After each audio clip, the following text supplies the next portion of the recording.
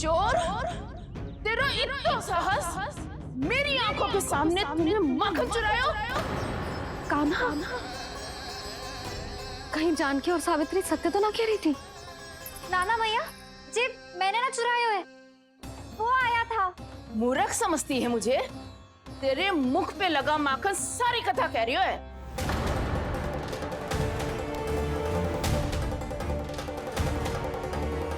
आपको धोखा हो रहा है मैया, मेरे मुख पर माखन अवश्य लगो है, पर जे मैंने ना खायो, वो आया था। बस कर, सब पता है मुझे। सुबह से ही दृष्टि थी तेरी इस माखन पे। मैं सत्य कह रही हूँ मैया, मेरा विश्वास कीजिए, वो आया था और उसी ने माखन खायो है। वो आया था, वो आया था। अरे कौन आया था? कान्हा, कान्हा, कान्हा।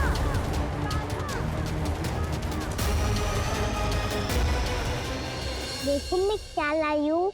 इसके लिए पकड़े जाने का संकट क्यों उठाया तुमने? तू ही तो कहता है कि लोग कभी ना करना चाहिए।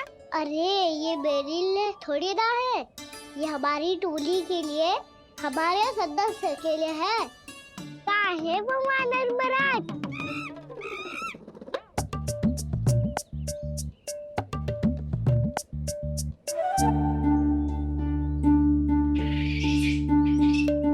धन्यवाद वानर महाराज, अवश्य ही घर छोड़ के आए होंगे इसे।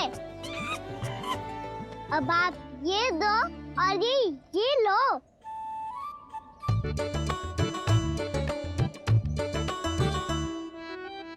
ये तो बहुत बुद्धिमान वानर है।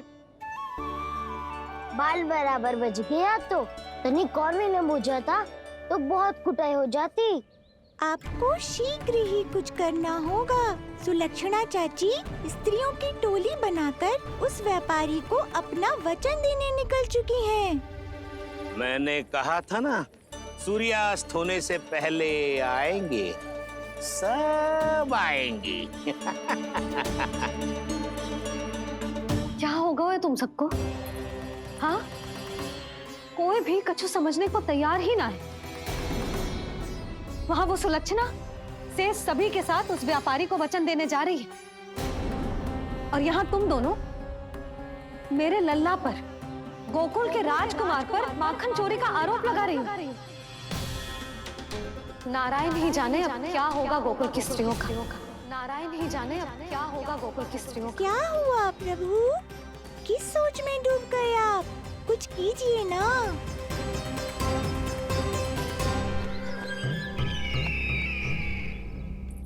मुझे अच्छी तरह स्मरण है भैया, आपको मेरे हाथ की बनी खीर बहुत प्रिय लगती थी। आशा है कि आपको इसका स्वाद अभी भी स्मरण होगा। लो भैया, जी भर के खाओ। ऐसी मिठास तो ना गुड़ ने सीखी है ना मधु को पता है। अद्भुत, अद्भुत देवकी, अद्भुत। तेरी इस खीर के लिए तो पूरे विश्व से युद्ध कर सकता है कंस। वहां क्यों खड़ी है? खिला बहन।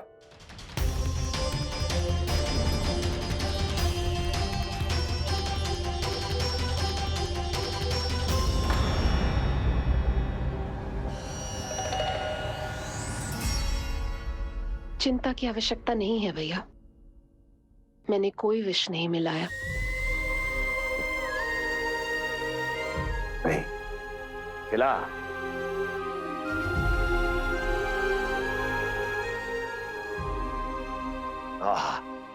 उत्तम, अति उत्तम। वैसे इतना प्रेम अपने इस दुष्ट भाई पर कैसे? क्या हुआ देवकी? कहीं तू भयभीत तो नहीं हो गई कंस से? या इस असहाय चूहे की दशा देखकर तुझे ये आभास तो नहीं हो गया कि अब कंस से बचना असंभव है? उस विष्णु अवतार का भी और उसके भक्तों का भी। जो असंभव को संभव और संभव को असंभव बना दे, वही तो है नारायण की लीला भैया। अरे देवकी, तेरा नारायण केवल कुछ असुरों की हत्या कर सकता है। उस असुर का क्या बिगाड़ेगा जो विकार बनकर उसी के भक्तों को भीतर से जकड़ ले। जो भक्त श्री नारायण की भक्ति में जकड़े हुए हैं, उन्हें नारायण इतनी सरलता से किसी विकार में नहीं पड़ने देंगे और ना ही उन्हें निराश होने देंगे।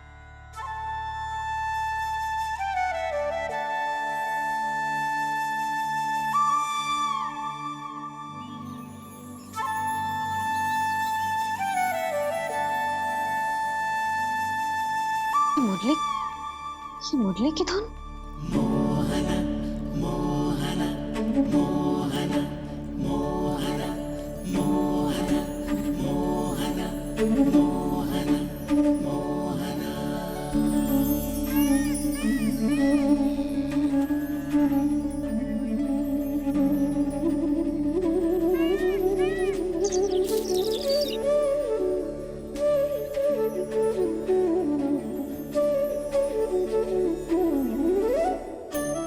सुमति, सुना तुमने? हाँ, कितना मनमोहक है जी।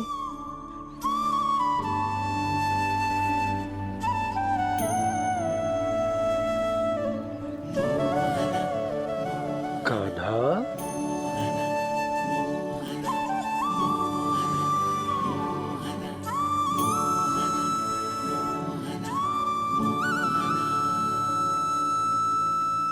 कैसी धुन है ये?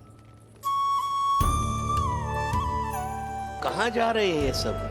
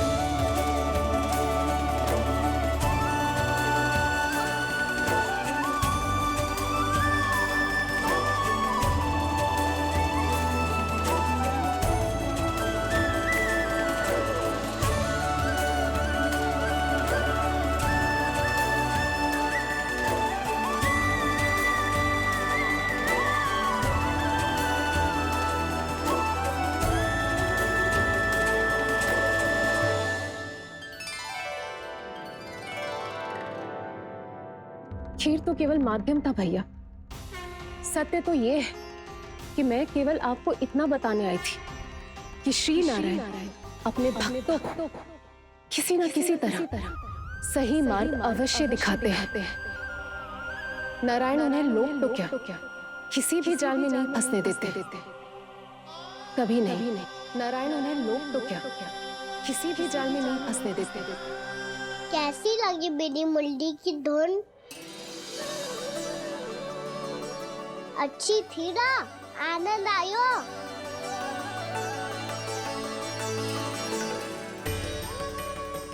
सच्ची में कान्हा, बहुत आनंद आया। मुरली बजाना कहाँ से सीखा तूने? सच्ची तन मन पूरी तरह प्रफुल्लित हो गो है चाची। जैसे सब कुछ मिल गया। तो फिर किस वस्तु के पीछे भाग रहे हो आप सब? सब तो है आपके पास। सुख, स्वाद, समृद्धि, फिर संतुष्टि क्यों ना है?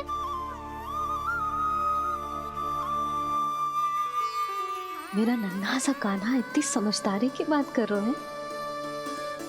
अब जिस धन को पाने के लिए इतने आतुर वो आज मिलेगा तो सही, पर कल व्यय भी तो हो जाएगा।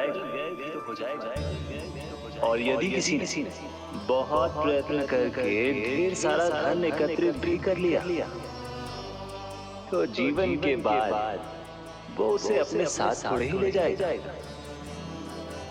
इस धरती पर जन्म लेने वाले सभी प्राणियों की सारी संपदा, यहाँ तक कि उनका तन भी समय आने पर मिट्टी में मिल जाता है। आशीष पति आत्मा वो तो परमात्मा के चरणों में चली जाती है। मैया भी यही है, स्वयं पे नियंत्रण पाना पड़ेगा। ये सब मेरे बाबा समझाते हैं। मैं तो समझ गया, अब आप सब भी समझ जाओ, ना तो क्या कहना? ना तो लोक का राक्षस जकड़ लेगा। सब झटक लूंगा।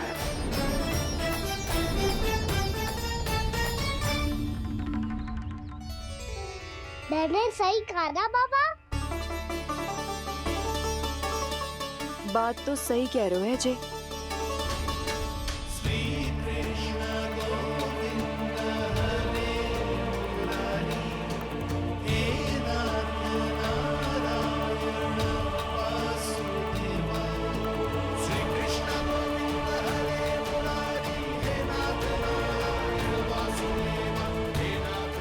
बस अब ये उस मार्ग पर चले जो प्रभु ने इन्हें दिखाया है, संतुष्टि का मार्ग।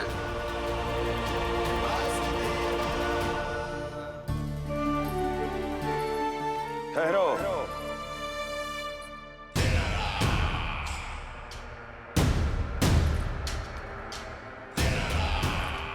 तो तेरे कहने का अर्थ यह है कि तेरा नारायण अपने भक्तों को मार्ग दिखाएगा और वो गोकुलवासी मेरे षड्यंत्र से बच जाएंगे।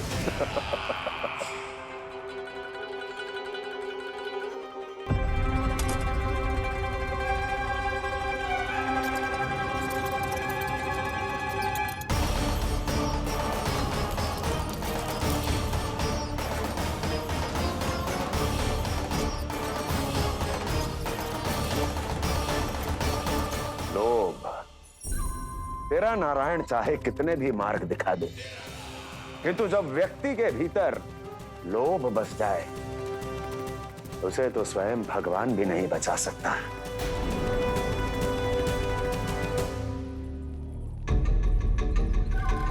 व्यापारी जी, सब वापस लौट कर आ रहे हैं।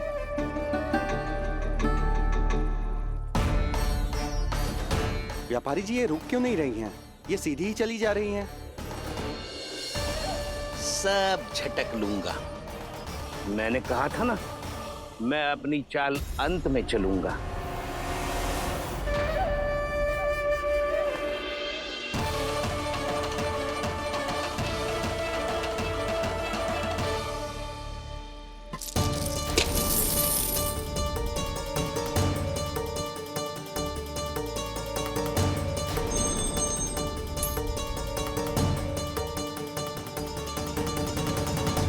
सिक्कों से भरे मटके यहाँ क्या कर रहे हैं?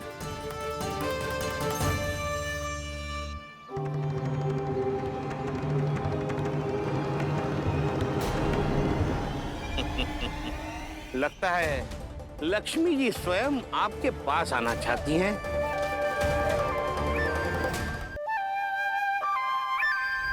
सब तो है आपके पास, सुख, स्वाद, समृद्धि, फिर संतुष्टि क्यों ना है? ऐसे मटकों में छुपा कर क्यों रखा है इन सिक्कों को? अरे पोटली में बांधिए, गोकुलवासियों को देना है कि नहीं? जाओ जाओ जाओ, चलो चलो, ये लो।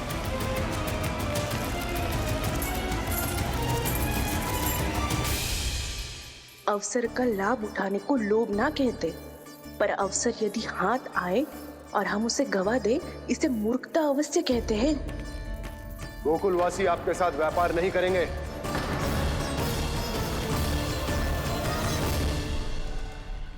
आप जा सकते हैं यहाँ से।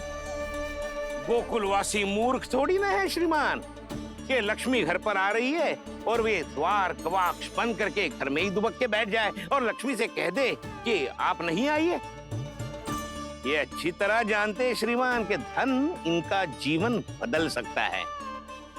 पुरुषों को सुख, शांति, ऐश्वर्य सब प्राप्त हो सकता है और महिलाओं को मिल सकते हैं नए नए वस्त्र, तरह तरह के आभूषण, जो चाहे वो।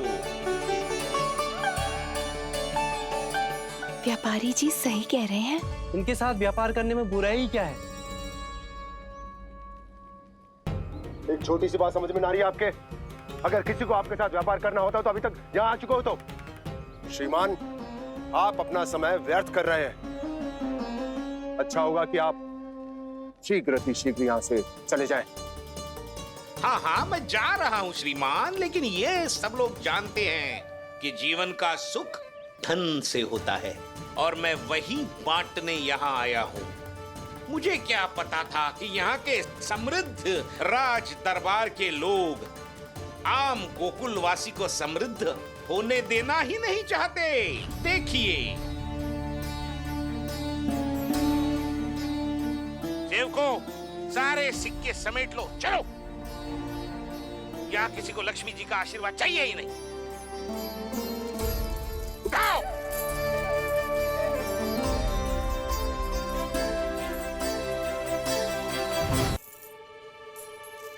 नाना व्यापारी जी, हम आपके साथ व्यापार करने के लिए तैयार हैं। हाँ, हम भी तैयार हैं। सुलक्षणा?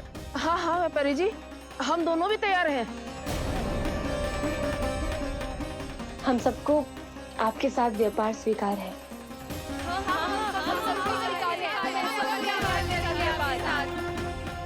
देखिए, ऐसा मत कीजिए। आप इस दूध की बातों में मत आइए, इसका जाल है। जाल ना, जो अवसर है। लाओ व्यापारी जी, अग्रिम धनराशि। इतनी आसानी से नहीं देवी जी। आप सब लोग अपना निर्णय बार बार बदल रहे हो।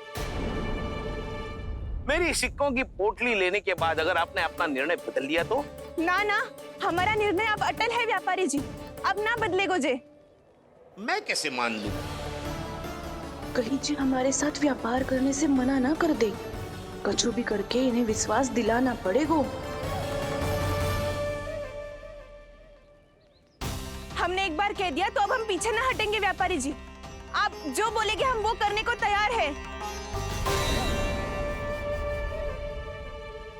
तो फिर लीजिए अपने आराध्य श्री नारायण के नाम की शपथ। आज से जितना भी दूध, दही, घी, माखन आपके यहाँ उत्पन्न होगा वो आप सिर्फ मुझे और केवल मुझे ही देंगे। नहीं सुलक्षणा, मैं श्री नारायण को साक्षी मानकर जब प्रण लेती हूँ कि आज से जितना भी दूध, दही, माखन मैं बनाऊंगी वो केवल आपको ही दूंगी।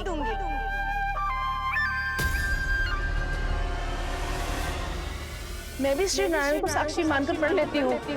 मैं भी प्रण लेती हूँ।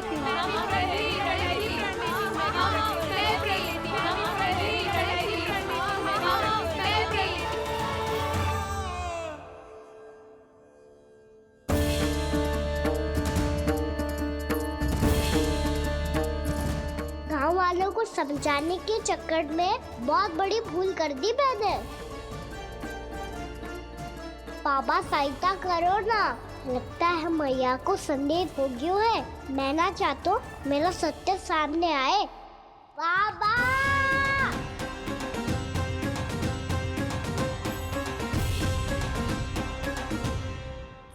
यशोदा, क्या होगा?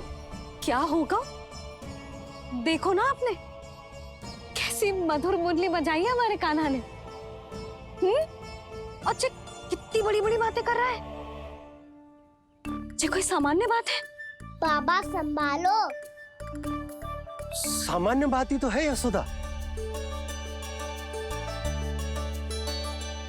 जैसे बड़े बड़े ऋषि महात्मा के जैसे ज्ञान की बातें करना जे सामान्य लग रहा है आपको? अब बालक जो देख तो सुन तो है वही तो करता है। अब हमें कितनी बार बातें करते सुनो है, हमने कितनी बार इसको शिक्षा दी है। और अब तो यशोदा जे बाहर भी जाने लगो है, कितने नए नए व्यक्तियों से मिलते होगो, नई नई बातें सीखते होगो, है कि ना? सही कही थी जी आपने। बालकों का विकास घर पे बैठने से ना हो सकता। जी देखो, आज घर से बाहर निकलते ही कैसा सयाना हो गया मेरा लल्ला।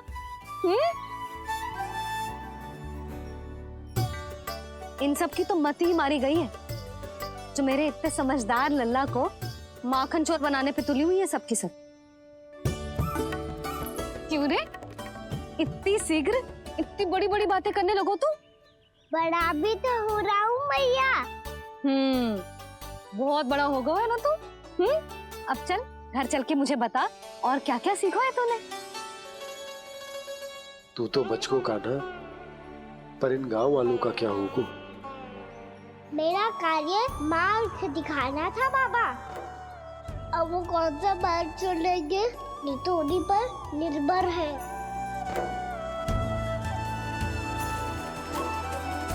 पहले आपने समझाओ, फिर मैंने समझाओ, अब तो कान्हा ने भी प्रवचन दे दियो। आशा है अब उनके समझ में आ जाएगी। किसी को कछु समझ में ना आए बहू। उस दूर के सिक्कों की खनक ने सबको अंधा और बहरा बना दिया। सबने श्री नारायण के नाम का प्रण लेकर उसे वचन दी थी।